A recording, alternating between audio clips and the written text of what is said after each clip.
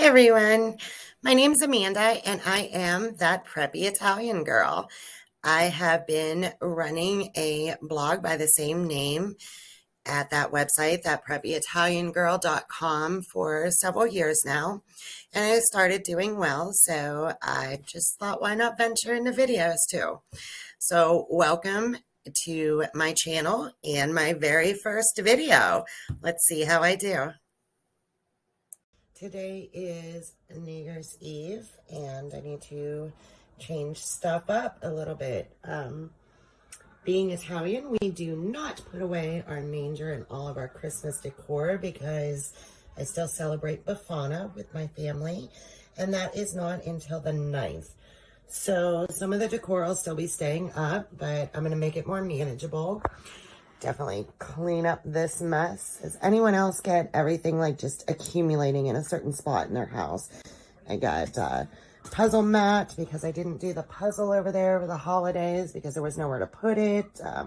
Been working on the table since Christmas. I've got craft projects here, files, extra cookies that were left still, the centerpiece pushed aside. I've got my chair pulled out and the box from the front porch it had the little treats in it for the delivery men. Some purchases on the floor for the after holidays stuff to get a head start on next year. Just a mess going on. So I'm going to clean this up a little bit. I'm going to go down the cellar in the basement and get the tote to put away the centerpiece here. Probably the ornaments off of the tree with the Santas. Probably put away the stockings, maybe change the top of the mantle back. I think I'm going to leave the trees up yet, though, but I'm definitely going to change the centerpiece. If you watch my blog at all, I think I'm going to use the chicken that's usually on the buffet over here and change that up for New Year's Eve kind of decor thing. And I will show you after I clean up a bit. Thanks. Okay, it has been a hot minute, but I got everything cleaned up. You can see I did leave the trees, but I put the top of the mantle kind of back to a little more just every day, but I did leave some greenery in underneath the candles that are usually there. Put my forget about it sign back up and the Madonna. I left the trees, but I did put all the ornaments and stockings away and everything. Got my items put away that I had bought ahead. So a nice clean area there now. And I changed my centerpiece. I did bring back the chicken and filled it. I just put in some picks, gold and purple. That's what I had. Underneath is this grapevine that's usually always in there. And I left some greenery just because it's New Year's Eve. I took an old Big Ben looking clock and set it to midnight. I took the Santa runner off of the tapestry that was here, but left the tapestry. I thought the gold color went in good for New Year's Eve, so that's what I did. And again, I still have the manger and that out because we will still do Befana yet. I think I previously had said it was on the 9th. It's actually on the 6th. So I will film a little bit about what Befana is and what we do for that, just so that you have an understanding of what I'm talking about. But yeah, this is my New Year's Eve centerpiece.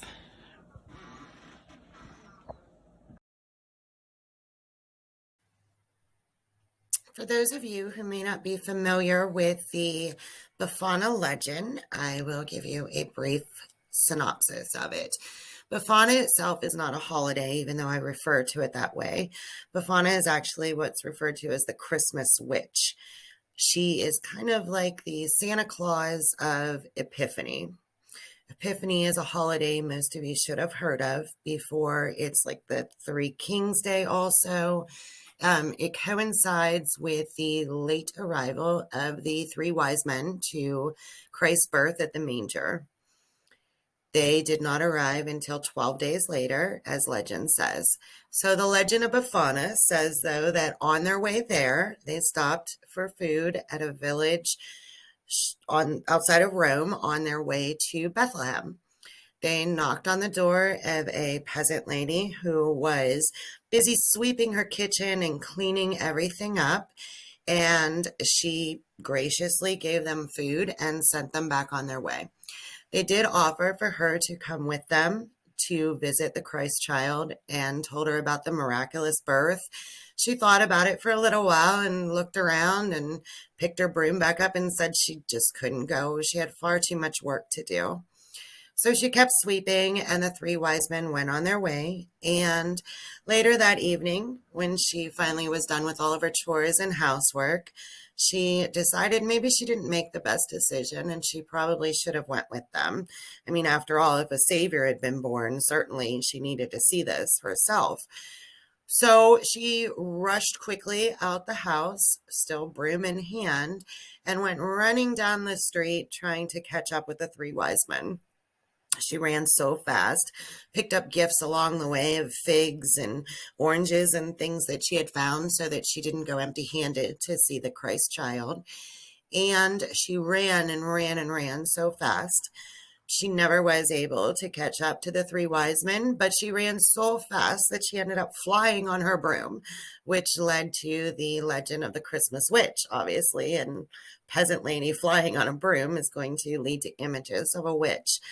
So we celebrate her with the Epiphany, Feast of Epiphany, and Three Kings Day because of the fact that she goes around and still brings small gifts and offerings to good children every year.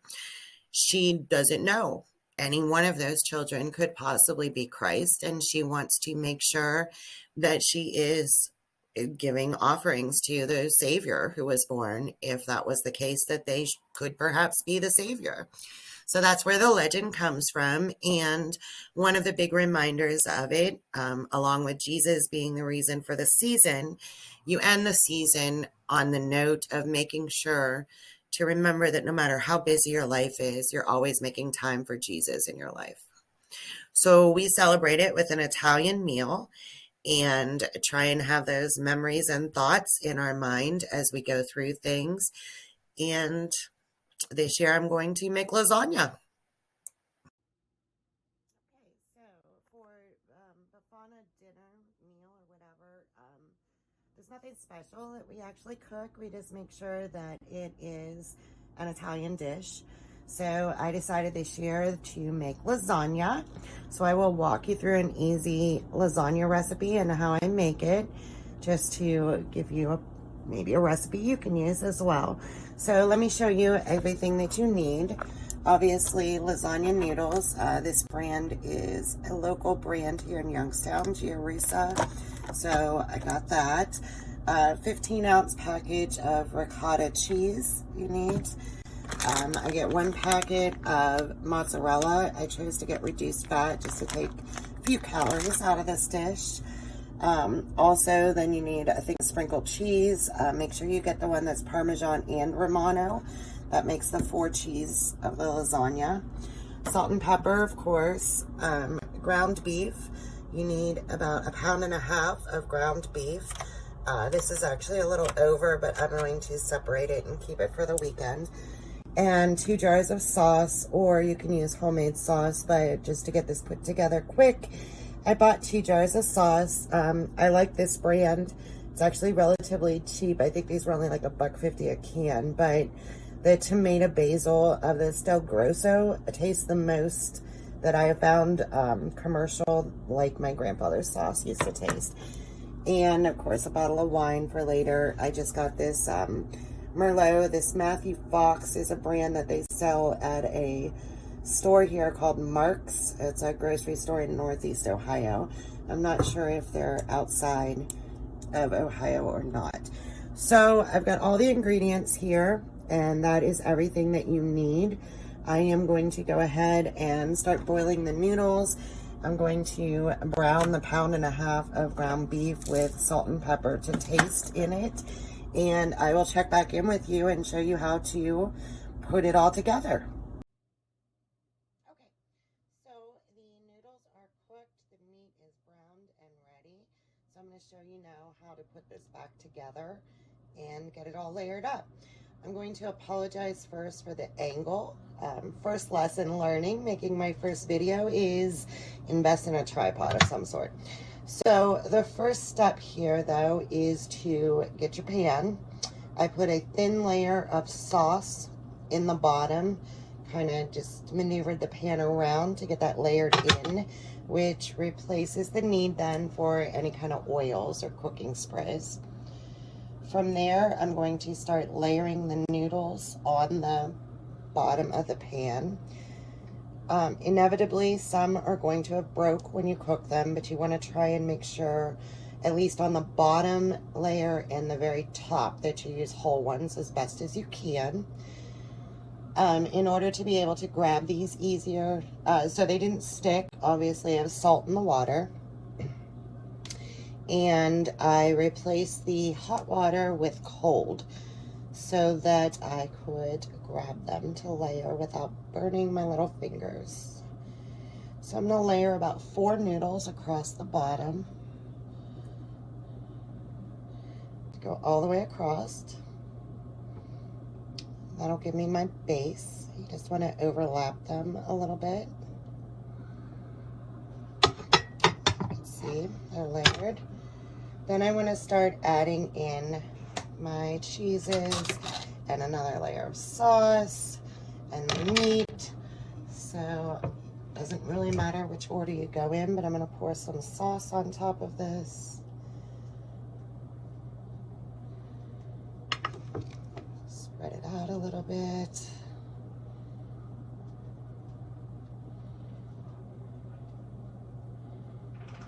And I'm going to layer in some scoops of ricotta and spread those out just a little bit. Eventually you need to have used the whole 15 ounces in 3 layers. So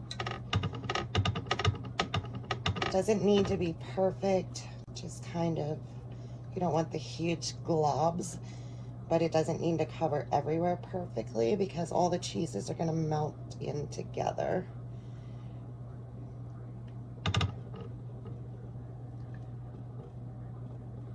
Another note about this dish, once we get this prepared, you could stop at that point without cooking it and freeze it and have something ready to throw in the oven one night, or you can cook it all the way and it freezes really well after it's cooked too.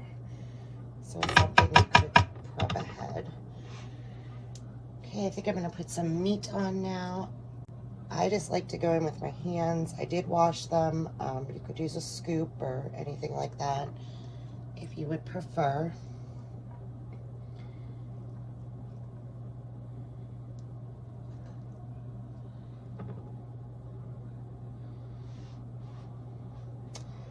Right, from there I'm going to add a layer of the mozzarella. Again, in 3 layers, you're going to use this whole bag. Just want to kind of layer it on like a pizza topping.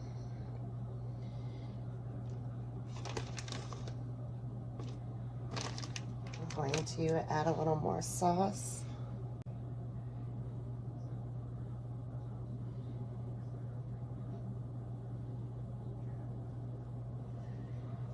I'm going to sprinkle in my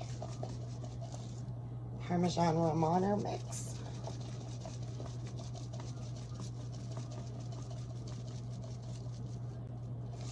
And I'm going back in now with noodles. So we have our first layer there. So first layer. Whoop, that slid on me a little bit. Okay. So again, going across. If you have any broken noodles, now's the time to be using them. You won't notice as much in the middle that they're broken.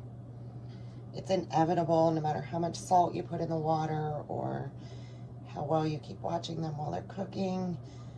They're going to break. That one just did on me. But it all works out in the end. Okay, and then you're just going to repeat. So I'm going to spread some sauce on top of that.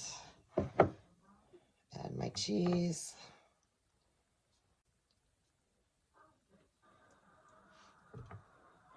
I don't add any other spices because they're already in the sauce because I used a canned sauce.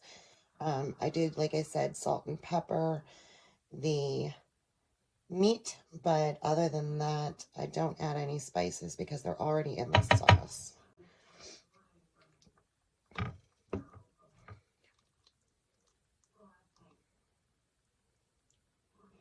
So it's really easy. Just put this all together.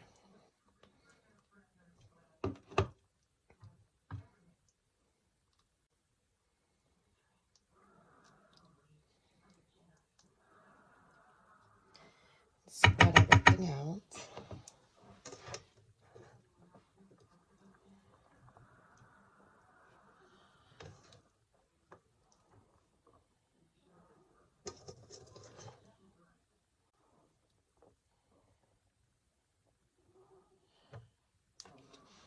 Does anyone do anything different with their lasagna? Is there other tactics you use? Comment down below and let me know. I'm willing to try other ones, but I've just found this one to be the easiest. It comes out tasting good, I think. So let me know too if you try it and you think it's good. Always interested to know.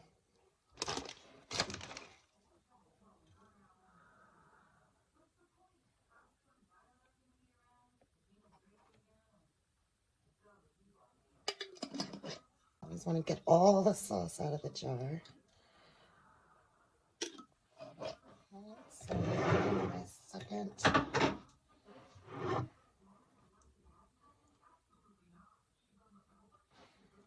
All right, our second layer is done. We're going to layer again. Do one more layer before we top it all off.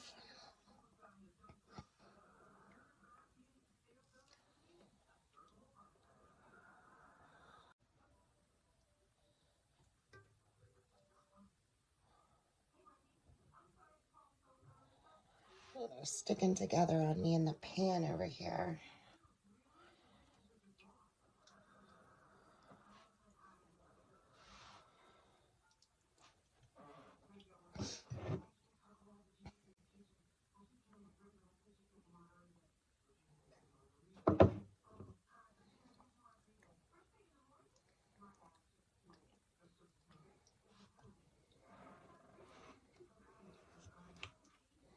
All right, so we're in our final layer. I'm going to make sure I use up all of the ricotta cheese in this layer.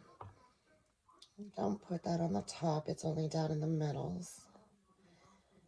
layers.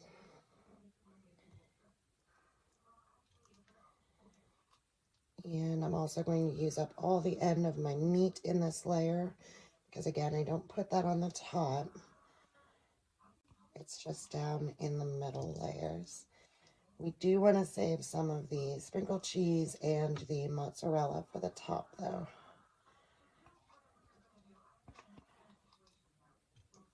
You try and get it even throughout the layers, but if you don't, you really can't tell that much when you're eating it.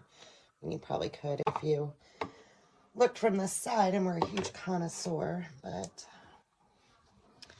we're not being that picky about it.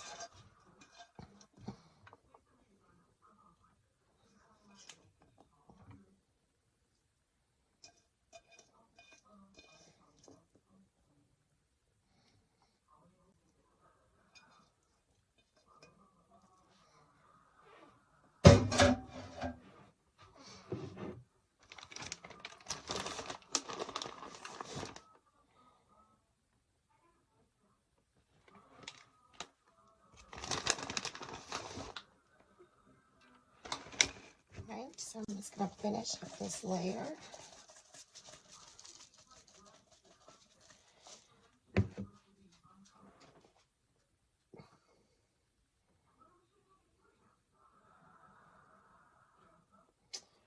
And I'm going to make sure now that I'm putting my top on that I find four good noodles that aren't broke, hopefully.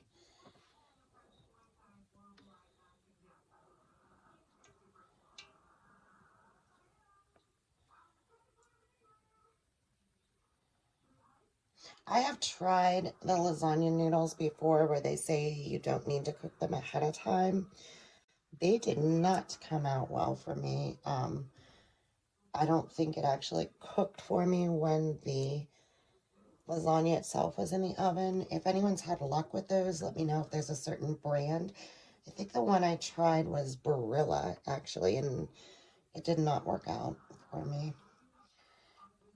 I'm actually going to use 5 because I overlapped a little more. Okay, so now we are at the top here of the lasagna. We are going to pour all the sauce that's left in here. We'll spread it out. Let it fall down the sides. Just get all that leftover sauce on top here.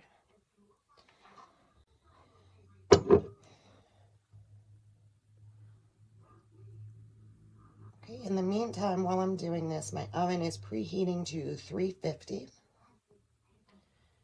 It's actually already ready, but 350 is what you're going to cook this on. Or at this point, like I said, you can put it in the fridge overnight, or you can freeze it and cook later. The longest I have left it in uncooked has been a week. I can't verify what happens after the week, but I have left it in for several months in the freezer once it was already cooked, and it tasted delicious when it came back out. All right, so on the top here now, I'm going to take the end of the mozzarella and layer it over.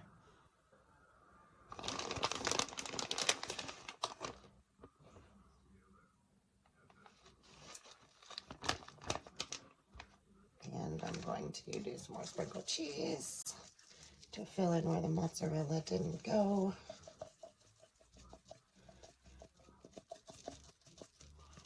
So the top is pretty much all cheese. And that is it. Easy 4 cheese lasagna.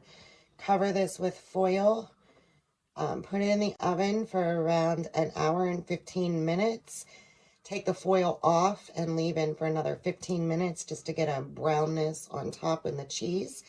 And enjoy. I'm going to serve it for dinner tonight then with some garlic bread and a salad. So let me know if you try it and if you liked it, and enjoy. Okay,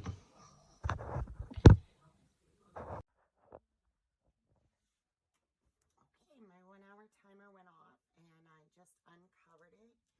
You can see it's cooking away, and yeah, it's gonna be great. I just took the foil off the top so that the cheese can just brown a little bit. So I'm gonna leave it another 15 minutes.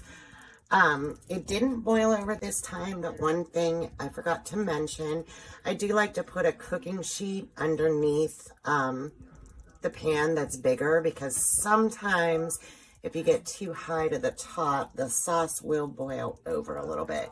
So just to keep the oven a little clean, you may want to do that as well. But it's going to be delicious.